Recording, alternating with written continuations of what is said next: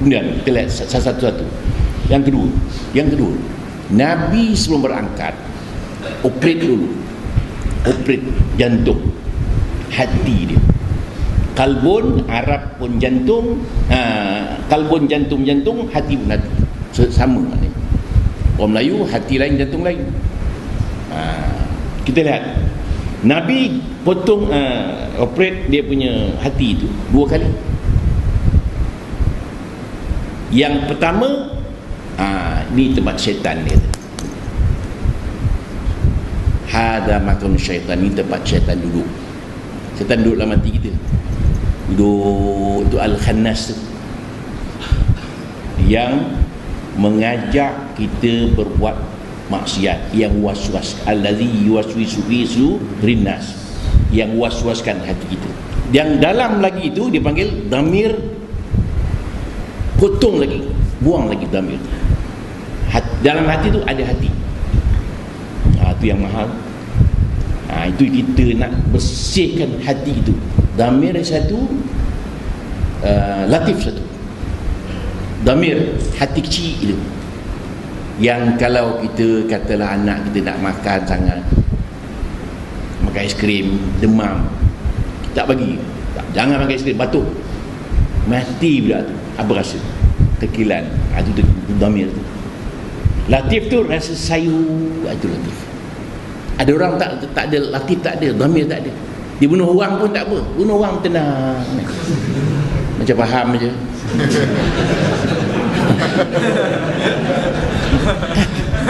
Damir dia tak ada, dia rosak damir dia. Itu nak damir satu, latif jatuh. Itu mustahak. Kita mustahak beramal betul dengan penuh ikhlas supaya damir itu cantik. Bila kita buat maksiat, menyesal damir. Ada orang buat maksiat tak ada apa, tenang dia, suka, tak rasa sesal, tak ada. Itu bahaya. Itu sebabnya kita ni tiap-tiap hari kita bertaubat kerana menyesal. Lepas sembahyang, pasal kita istighfar lepas sembahyang. Kita kan buat baik, bukan berdosa. Buat baik, kenapa istighfar juga? Seolah-olah baru saja kita buat dosa. Seolah baru saja kita buat dosa. Itu istighfar. Itu damir, mahal damir. Maknanya supaya kita rasa tekilan, menyesal, duka cita, risau, tak tenang mengenangkan dosa yang lepas. Di antara orang yang berbahagia itu mengenangkan dosa yang lalu. Di antara orang yang rosak akhlaknya, orang lupakan kesalahan yang lepas. Kita mesti ingat dosa yang lepas, lupakan kebaikan yang lepas. Kebaikan yang lepas jangan disebut-sebut, burukan yang lepas jangan sebut juga, tapi ingat macam mana dulu ni aku buat silap. Itu di antara boleh melepaskan kita dari syurga. Pasal menyesal. Itu sebabnya bertaubat tu menyesal. Kalau orang kata kalau dia bertaubat tak menyesal, dibuat lagi macam mana? Itu belum bertaubat lagi. Dia dah bertaubat, buat lagi. Itu bukan bertaubat, itu taubat. Itu subhan, dibersihkan hati. Sebab kita ni,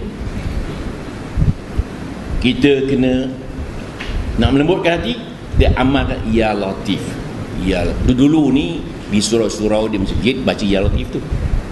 Ya Latif, Ya Latif, Ya Latif. Sekarang dah tak ada dah. Sekarang kita subhanallah, alhamdulillah, Allah Akbar 3, kemudian la ilallah kadang-kadang. Dulu tak. Dulu Ya Latif, Ya Kafi, Ya Hafiz, apa benda dulu, Ya Wafi. Dulu. Sekarang dah tak ada dah. Sekarang banyak tinggal dah. Jadi maksudnya, kalau kita ada masa lapang, kita tahlil sekurang-kurangnya 300 kali sehari, sekurang-kurangnya.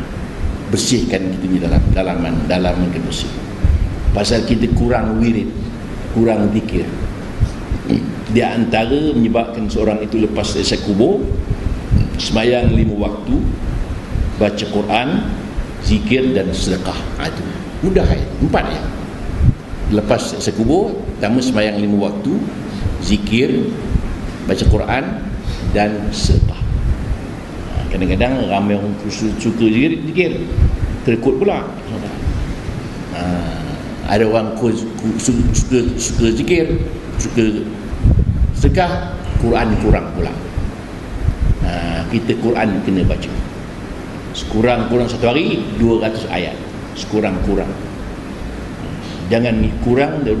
Barang siapa yang kurang baca Quran satu hari 200 ayat, termasuk golongan orang lalai. Iqra Quran fa innahu ya'ti yaumil qiyamah syafi'an li ashabihi. Barang siapa bacalah Quran, kerana ia akan syafaat untuk orang yang baca ini pada masyarakat. Itu Nabi kata, nawiru buyutakum bis-salah wa qiraatul Quran. Cahayakan rumahmu dengan sembahyang sunat dan baca Quran. Rumah yang tak baca Quran, rumah yang tak jadi apa. Nawiru buyutakum, cahayakan rumahmu bis-salah dengan sembahyang sunat. Maksudnya sembahyang fardu di masjid, sembahyang sunat di rumah. Wa qiraatul Quran, dan baca Quran. Sebagai mukadimah pada malam. Belum start lagi ni. Tuan-tuan dan puan-puan sekalian, ayat Quran dimulakan dengan subhana. Subhana, maha suci Allah. Maha suci Allah, maksudnya kerja ini bukan kerja main-main, bukan kerja yang remeh-remeh, kerja hebat. Itu sebabnya kalau kita lihat Nabi Allah Sulaiman alaihi salam, satu hari sebelah dia ada di kani dia sebelah, datang satu orang, dia kata orang tu, wahai Nabi Allah Sulaiman, siapa yang pandang-pandang aku tu? Kata Nabi Sulaiman, itu malaikat maut. Hai, tak jadi nampak. Hantarkan aku tempat lain, tak berani. Nabi Sulaiman hantar ke cepat, hantar terus ke India. Sampai India, malaikat maut pun sampai ke India. Dia dia renung tadi di Palestin tu. Dia kata, bagaimana aku nak cabut nyawa orang ni? Allah terperintahkan aku cabut nyawa orang ni. India, dia duduk Palestin. Bagaimana aku nak cabut nyawa orang ni? Tuhan perintahkan cabut dia di India, dia di Palestin ni. Sampai di India, betul lah, Allah Ta'ala suruh cabut nyawa di India. Sekejap sampai. Itu Nabi Sulaiman ni. Nabi Sulaiman dia boleh gunakan kuasa angin itu. Pagi bertolak, petang boleh sampai di Afghanistan, di Palestin. Itu Nabi Sulaiman. Allah Ta'ala lebih. Itu mukjizat. Pagi dia duduk di Palestin, petang sampai Afghanistan. Kuasa angin tu Nabi Sulaiman hebat. Jin pun dia boleh pakai, angin dia boleh pakai. Satu hari dia jumpa semut. Wahai semut, bagaimana keadaan makanan kau sekarang? Kata semut, saya makan 1 biji gandum, saya simpan 1.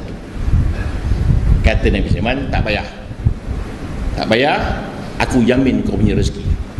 Jangan bimbang, jangan simpan dah. Tak lama semut simpan 2 biji lagi. Dulu disimpan sebiji je. Nabi Sulaiman sampai, bagaimana sekarang? Saya simpan 2 biji. Kan saya dah jamin dulu engkau jamin, aku tak jamin. Dulu rezeki aku Allah Ta'ala yang jamin, aku yakin. Sekarang ni kau jamin, aku tak jamin. Semut pun faham. Kalau kita faham, lebih teruk pada semut. Begitu. Semut yakin pada Allah Ta'ala. Itu sebabnya rezeki tu. Kita yakin rezeki kita tetap ada. Itu sebab dalam kitab Hikam mengatakan bahawa jangan bersusah payah memikirkan rezeki yang akan datang. Tuhan dah jamin dah.